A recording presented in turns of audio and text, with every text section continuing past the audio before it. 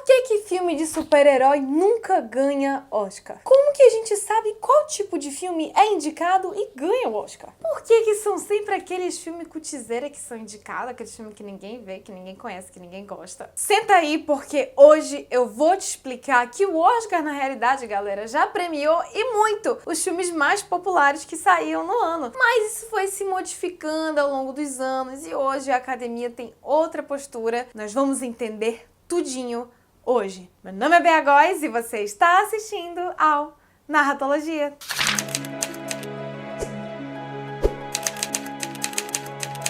Galera, para que a gente entenda todo esse processo de indicação, premiação, a gente precisa entender um pouco de história de Hollywood em si e da premiação da academia. Eu vou dar uma volta bem grande para explicar tudo isso, mas eu juro para vocês que ao final vocês vão entender direitinho por que só filme cutizeira é indicado ao Oscar hoje. O que a galera mais reclama hoje é que a gente não vê os filmes que a gente assiste ao longo do ano ao final indicados no Oscar. É só filme que ninguém nunca ouviu falar, que ninguém conhece, que né, às vezes nem passa no cinema da nossa cidade. Poxa, eu gosto tanto dos filmes de super-herói, por que o Oscar caga pra eles? Vamos entrar em história. E galera, assim, pra fazer esse vídeo eu precisei resumir muita coisa ou simplificar eventos que são muito mais complexos, tem muito mais nuances. Mas vocês são muito espertinhos e eu sei que vocês vão entender tudo isso. Como eu sei que vocês são pessoas, assim, tipo, muito inteligentes, vocês já vão se inscrever nesse canal. Porque vocês sabem que aqui, ó, conhecimento a gente tem que valorizar. Conhecimento tem que ser compartilhado, então você vai se inscrever nesse canal, ativar o sininho e já deixar o seu like também.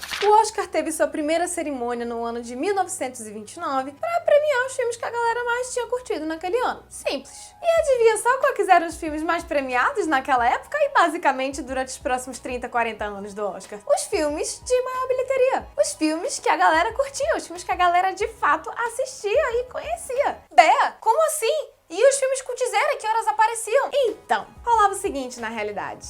Não tinha filme cutizeira nos Estados Unidos nesse período. Só tinha filme popular, filme clássico, filme de jornada do herói, filme que todo mundo curte na hora de assistir. Daí o que pega, né? Qual que é a origem de todo o problema? É que hoje, galera, a gente fala com muita tranquilidade que o cinema é uma arte. Ah, a sétima arte. Não, porque a técnica, a estética, e aí tem teses de doutorado sobre cinema e sobre recursos, etc, etc.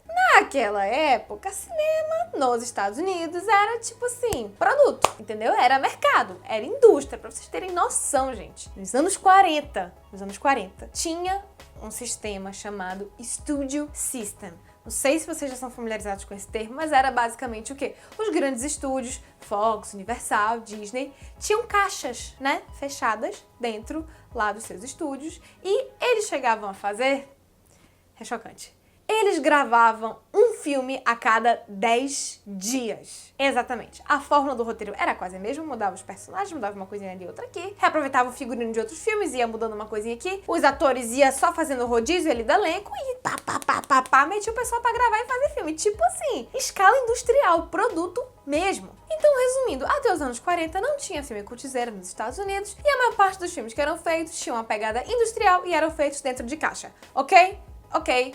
Próximo. Agora a gente precisa entender o que estava sendo feito na Europa nos anos 20. Pô, Bel, o que a Europa tem a ver com o Oscar? Te senta que tu vai entender. O que rolava, né? Os Estados Unidos, eles tinham uma pegada industrial, então o filme tinha que vender pra voltar o lucro. Só que na Europa não tinha muito isso, e na realidade a maior parte dos filmes começaram a ser feitos, na realidade, galera, todas as indústrias de cinema do mundo começaram a ser feitas com incentivo do governo, porque é muito caro fazer filme e nem sempre a bilheteria retorna. Então, como era dinheiro do governo e como não tinha essa obrigatoriedade de ter um retorno financeiro muito forte, na Europa a galera conseguia experimentar mais. Exatamente. Na Europa, nesse período dos anos 20, enquanto os Estados Unidos estavam fazendo filme de caixa, estavam nascendo cinema experimental, a galera de vanguarda. Não sei se vocês lembram das matérias de arte na escola, porém nos anos 20, as vanguardas europeias estavam em alta, então cubismo, dadaísmo, surrealismo, toda essa galera que estava repensando a arte, repensando preceitos e tudo isso. Só que, novamente, como o cinema era uma arte muito nova, a galera, tipo assim, nem tinha o que desconstruir, sabe? Desconstruiu porque o negócio nem foi construído, gente. Então, basicamente, o que tava rolando? todo. Tava rolando nos Estados Unidos a construção do cinema industrial e na Europa a construção de um cinema mais disruptivo, um cinema mais experimental, filme de autor, filme independente, toda essa pegada. Então, resumindo até agora, lá no período dos anos 20, 30, a Europa estava passando por um momento criativo no cinema muito forte, muito experimento, muita coisa estava sendo testada, muitas técnicas da pintura e do teatro de vanguarda estavam sendo aplicadas no cinema também, sendo testadas, enquanto nos Estados Unidos você tinha lá estúdio, produção e caixa e produto, que na realidade estava construindo a tradição do que vem a ser hoje o cinema clássico americano. Daí, galera, o que rolou?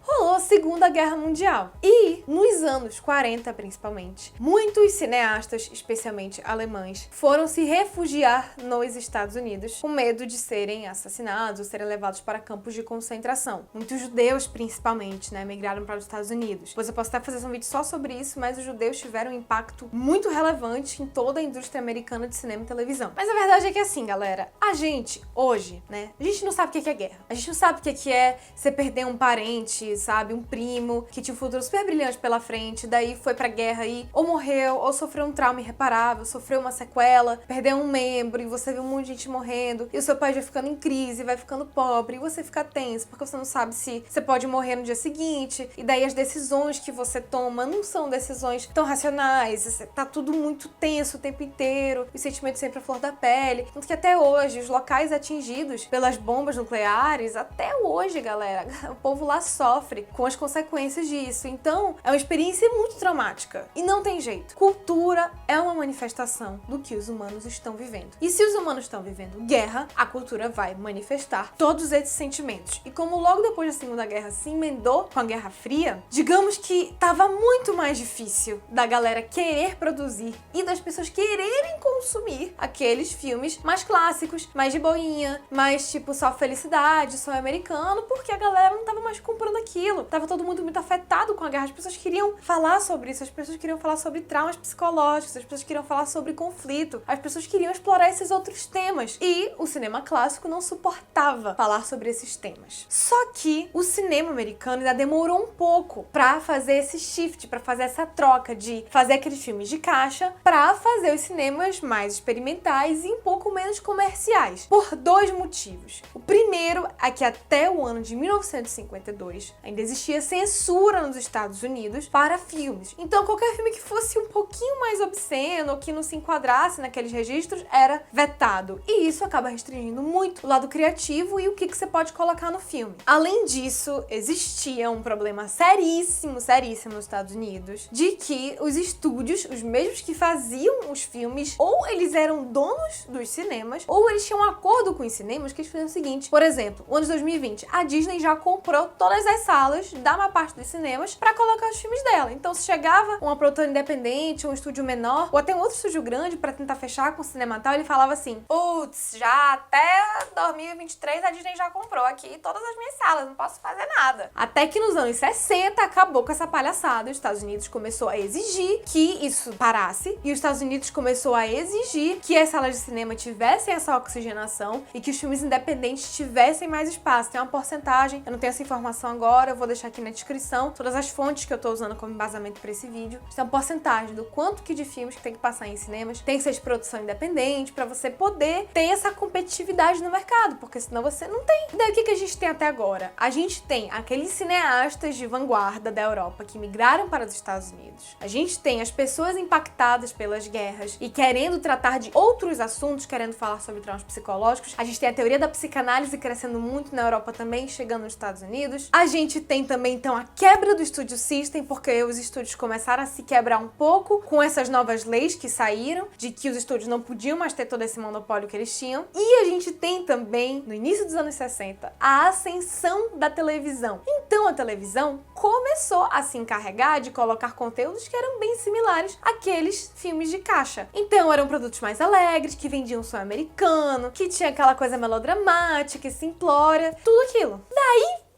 o que podia acontecer com os filmes? Foi aí que os filmes semi-comerciais começaram a nascer. Esse termo tá no livro Screening Modernism do Andras Kovacs. E daí, galera, a partir dos anos 60, a gente tem o que é chamado de Nova Hollywood, que são esses novos filmes, esses novos produtos que começaram a ser feitos em Hollywood, depois de todos esses eventos aí que aconteceram, e essas leis, e a quebra da censura, e a influência europeia, e as guerras. Tudo isso impactou muito a indústria do cinema a partir do meio dos anos 60. Sabe aquele povo que tinha migrado, aqueles cineastas europeus que tinham migrado? Pois é, alguns foram fazer melodrama, alguns foram trabalhar direto na indústria, outros foram dar aulas em universidades. Foram dar aulas para cineastas que produziriam nos anos 70 e 80. Quem seriam os caras que iam produzir nos anos 70 e 80? Francis Coppola? Quem sabe, talvez, David Fincher? Ou Scorsese? Pois é, exatamente a galera que veio a fazer esses filmes mais semi-comerciais. Esses filmes com uma pegada mais moderna, mas que ainda utilizavam alguns dos preceitos clássicos de Hollywood. Então, o cinema em Hollywood nessa época, ele começou a ficar um pouco mais cult. Falando assim de uma maneira bem simples, pra todo mundo entender. Começou a ficar mais cult, o cinema. Pronto, deixou de ser 100% comercial, tiro, porrada e bomba, melodrama, e começou a ficar mais cultzera, alternativo, hipster. E eu trouxe aqui uma citação do incrível David Border pra amparar isso aqui, pra ajudar a gente a entender toda essa situação que estava acontecendo. Com o declínio dos estúdios, uma nova cultura estadunidense de cinema emergia. A audiência universitária começou a desenvolver um gosto para filmes estrangeiros, pela teoria de autor e até mesmo por filmes underground. Nos anos 70, os aspirantes a cineastas conheciam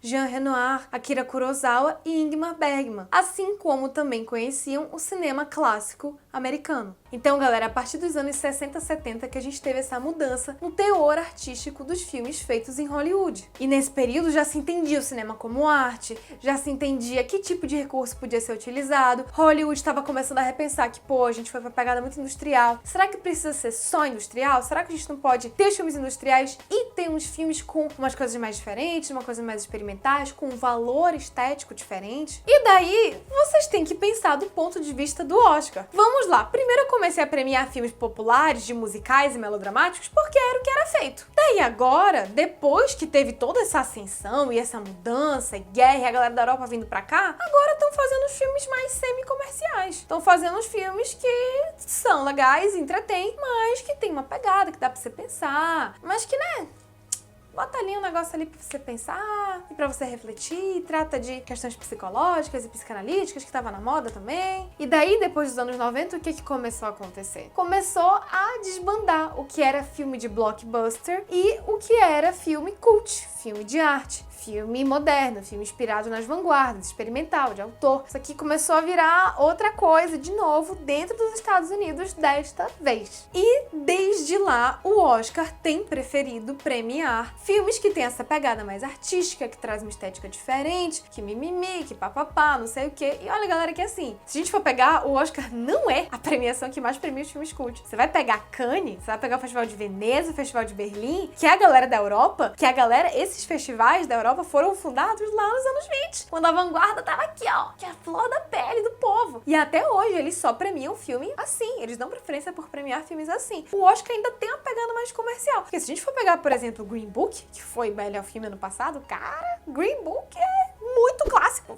Muito clássico, muito. Só que daí o que pega, né? O que pega? Que aí vem toda a volta do anzol aqui desse vídeo. A galera que vota no Oscar até hoje, adivinha só, é a galera que fazia os filmes nos anos 70 e 80. A galera com a influência, que nem o David Border falou, do Akira Kurosawa, do Jean Renoir, do Bergman. A galera que desenvolveu a nova Hollywood. E a galera que desenvolveu a nova Hollywood não quer saber de blockbuster. Pra vocês terem noção, galera, a média dos votantes do Oscar, em sua maioria, são homens brancos de 60 anos. Como é que esse povo vai premiar filme de super-herói? Como é que esse povo vai premiar um filme da Netflix, de streaming?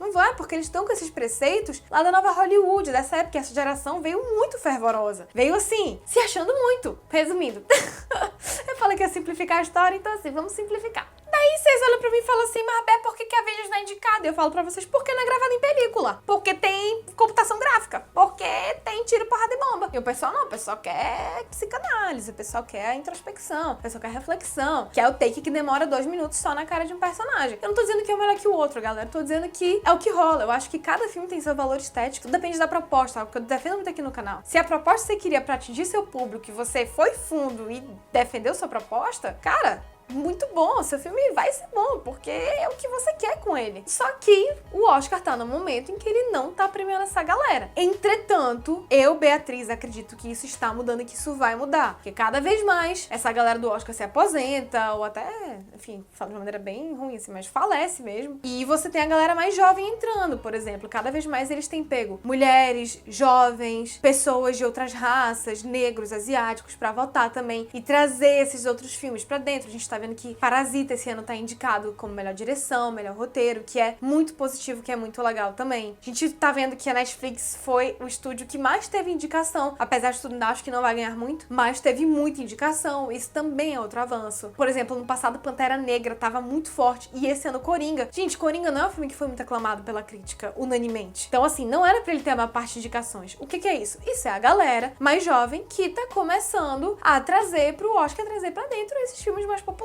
É muito provável que isso aconteça mesmo, que a gente passe a ver filmes mais populares. Daqui uns 10 anos, eu sinto pelo menos que é isso que vai rolar com o Oscar, porque os votantes vão mudar. Fora tudo isso que eu falei pra vocês, tem todo o trâmite das distribuidoras também, que tem que fazer o pessoal conhecer o filme, que tem que vender o filme pro Oscar, que tem que fazer toda uma propaganda, todo o empenho, gastar muito dinheiro. Então, às vezes, até tem filmes bons também, mas como a distribuidora não tem tanta grana, ela não consegue fazer com que o filme vá para o Oscar. Isso se chama campanha. Já fiz vídeo aqui no canal também, falando um pouco mais sobre isso. Mas então é isso aí, galera. A premiação tá chegando e se você não me segue, você me acompanha no Instagram, porque eu vou anunciar por lá como que eu vou acompanhar o Oscar. Eu tô definindo se de repente fazer uma live, ou ir no Twitter, ou nos stories mesmo, mas você me segue e me acompanha porque eu vou comunicar por lá. Deixa seu like, se inscreve no canal e manda esse vídeo pra aquele seu amigo cinéfilo que adora falar de premiação e de filmes e séries. E muito obrigada pela sua audiência. Tchau!